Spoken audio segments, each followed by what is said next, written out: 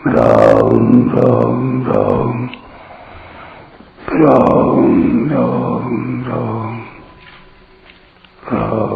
राम राम नारायण नारायण। जैसा जानता है वैसा मान लेने का तात्पर्य यह है कि शरीर आदि पदार्थों को अपना और अपने लिए न माने, उनके आश्रित न रहे और उन्हें महत्व देकर उनकी पराधीनता स्वीकार न करे। पदार्थों को महत्व देना महान भूल है। उनकी प्राप्ति से अपने को कृतार्थ मानना महान बंधन है। नाशवान पदार्थों को महत्व देने से ही उनकी नई नई कामनाएं उत्पन्न होती हैं। कामना संपूर्ण पापों, तापों, दुखों, अनर्थों, नरकों आदि की जड़ है। कामना से पदार्थ मिलते नहीं और प्रारब्धवशात मिल भी जाएं तो टिकते नहीं, कारण कि पदार्थ आने जाने वाले हैं और स्वयं सदा रहने वाला है। अतः कामना का त्याग करके मनुष्य को कर्तव्य कर्म का पालन करना चाहिए। यहाँ शंका हो सकती है कि कामना के बिना कर्मों में प्रवृत्ति कैसे होगी। इसका समाधान यह है कि कामना की पूर्ति और निवृत्ति दोनों के लिए कर्मों में प्रवृत्ति होती है। साधारण मनुष्य कामना की पूर्ति के लिए कर्मों में प्रवृत्त होते हैं और साधक आत्मशुद्धि हेतु कामना की निवृत्ति के लिए। वास्तव में कर्मों में प्रवृत्ति कामना की निवृत्ति के लिए ही है, कामना की पूर्ति के लिए नहीं। मनुष्य शरीर उद्देश्य की पूर्ति के लिए ही मिला है। उद्देश्य की पूर्ति होने पर कुछ भी करना शेष नहीं रहता। कामना पूर्ति के लिए कर्मों में प्रवृत्ति उन्हीं मनुष्यों की होती है जो अपने वास्तविक उद्देश्य को भूले हुए हैं, यानी नित्य तत्व परमात्मा की प्राप्ति को भूले हुए हैं। ऐसे मनुष्यों को भगवान ने कृपण यानी दीन या दया का पात्र कहा है। कृपणः फल हेतवः। इसके विपरीत जो मनुष्य उद्देश्य को सामने रखकर कामना की निवृत्ति के लिए कर्मों में प्रवृत्त होते हैं, उन्हें भगवान ने मनीषी यानी बुद्धिमान या ज्ञानी कहा है। फलं त्यक्त्वा मनीषिणः। सेवा, स्वरूप बोध और भगवत प्राप्ति का भाव उद्देश्य है, कामना नहीं। नाशवान पदार्थों की प्राप्ति का भाव ही कामना है। अतः कामना के बिना कर्मों में प्रवृत्ति नहीं होती, ऐसा मानना भूल है। उद्देश्य की पूर्ति के लिए भी कर्म सुचारू रूप से होते हैं। अपने अंशी परमात्मा से विमुख होकर संसार से यानी जड़ता से अपना संबंध मान लेने से ही आवश्यकता और कामना दोनों की उत्पत्ति होती है। संसार से माने हुए संबंध का सर्वथा त्याग होने पर आवश्यकता की पूर्ति और कामना की निवृत्ति हो जाती है। निराशीर निर्ममो भूत्वा युध्यस्व विगत ज्वरः। संपूर्ण कर्मों और पदार्थों को यानी कर्म सामग्री को भगवद अर्पण करने के बाद भी कामना, ममता और संताप का कुछ अंश शेष रह सकता है। उदाहरणार्थ, हमने किसी को पुस्तक दी, उसे वह पुस्तक पढ़ते हुए देखकर हमारे मन में ऐसा भाव आ जाता है कि वह मेरी पुस्तक पढ़ रहा है। यही आंशिक ममता है, जो पुस्तक अर्पण करने के बाद भी शेष है। इस अंश का त्याग करने के लिए भगवान अर्जुन से कहते हैं कि तू नई वस्तु की कामना मत कर, प्राप्त वस्तु में ममता मत कर और नष्ट वस्तु का संताप मत कर। सब कुछ मेरे अर्पण करने की कसौटी यह है कि कामना, ममता और संताप का अंश भी न रहे। जिन साधकों को सब कुछ भगवद अर्पण करने के बाद भी पूर्व संस्कार वश शरीर आदि पदार्थों की कामना, ममता तथा संताप दिखते हैं, उन्हें कभी निराश नहीं होना चाहिए। कारण कि जिसमें कामना दिखती है वही कामना रहित होता है, जिसमें ममता दिखती है वही ममता रहित होता है और जिसमें संताप दिखता है वही संताप रहित होता है। इसी प्रकार जो देह को अहम यानी मैं मानता है वही विदेह यानी अहंता रहित होता है। अतः मनुष्य मात्र कामना, ममता और संताप रहित होने का पूरा अधिकारी है। गीता में ज्वर शब्द केवल यहीं आया है। युद्ध में कौटुंबिक स्नेह आदि से संताप होने की संभावना रहती है। अतः युद्ध रूप कर्तव्य कर्म करते समय विशेष सावधान रहने के लिए भगवान विगत ज्वरः पद देकर अर्जुन से कहते हैं कि तू संताप रहित होकर युद्ध रूप कर्तव्य कर्म को कर। अर्जुन के सामने युद्ध के रूप में कर्तव्य कर्म था, इसलिए भगवान युद्धस्व पद से उन्हें युद्ध करने की आज्ञा देते हैं। इसमें भगवान का तात्पर्य युद्ध करने से नहीं, प्रत्युत कर्तव्य कर्म करने से है।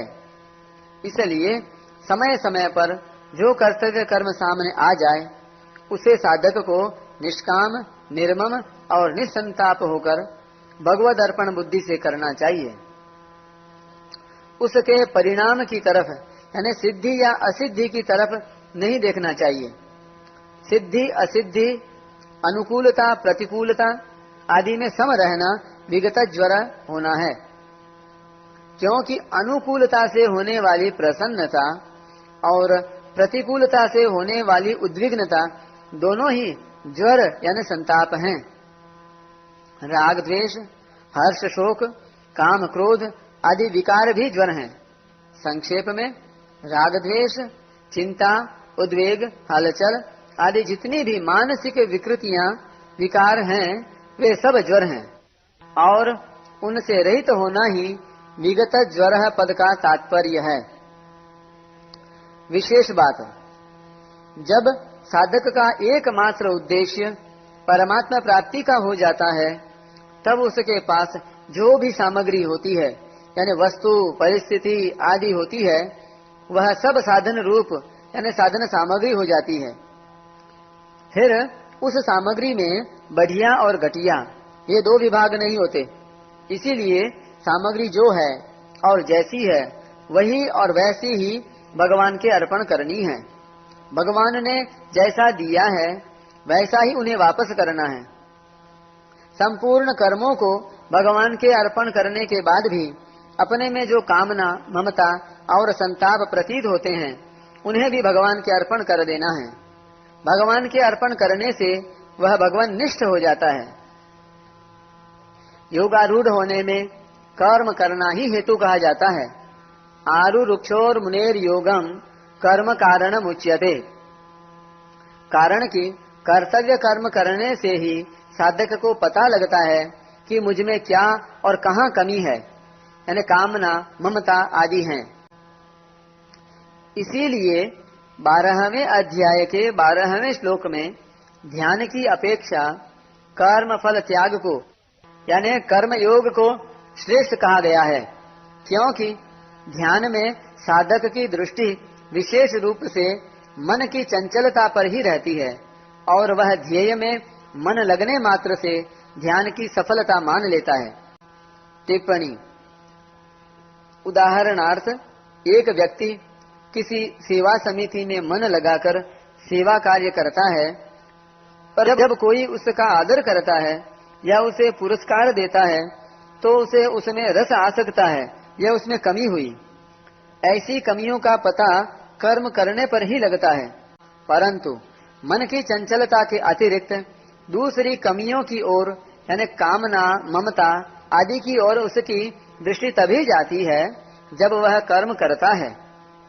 इसलिए भगवान प्रस्तुत श्लोक में युध्यस्व पद से कर्तव्य कर्म करने की आज्ञा देते हैं। जैसे दूसरे अध्याय के 48वें श्लोक में भगवान ने सिद्धि असिद्धि में सम होकर कर्तव्य कर्म करने की आज्ञा दी थी, ऐसे ही यहाँ 30वें श्लोक में निष्काम, निर्मम और निसंताप होकर युद्ध अर्थात कर्तव्य कर्म करने की आज्ञा देते हैं। जब युद्ध जैसा घोर कर्म यानी क्रूर कर्म भी समभाव से किया जा सकता है, तब ऐसा कौन सा दूसरा कर्म है जो समभाव से न किया जा सकता हो? समभाव तभी होता है जब शरीर मैं नहीं, मेरा नहीं और मेरे लिए नहीं ऐसा भाव हो जाए। जो कि वास्तव में है। कर्तव्य कर्म का पालन तभी संभव है जब साधक का उद्देश्य संसार का न होकर एकमात्र परमात्मा का हो जाए। परमात्मा प्राप्ति के उद्देश्य से साधक ज्यों ज्यों कर्तव्य परायण होता है, त्यों ही त्यों कामना, ममता, आसक्ति आदि दोष स्वतः मिटते चले जाते हैं और समता में अपनी स्वाभाविक स्थिति का अनुभव होता जाता है। समता में अपनी स्थिति का पूर्ण अनुभव होते ही कर्तापन सर्वथा मिट जाता है और उद्देश्य के साथ एकता हो जाती है। यह नियम है कि अपने लिए कुछ भी पाने या करने की इच्छा न रहने पर अहम यानी व्यक्तित्व स्वतः नष्ट हो जाता है। अर्जुन श्रेय यानी कल्याण तो चाहते हैं, पर युद्ध रूप कर्तव्य कर्म से हटकर।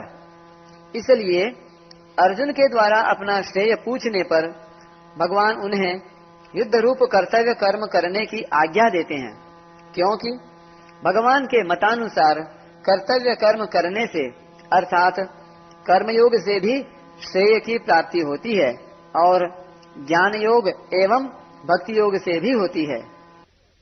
परिशिष्ट भाव।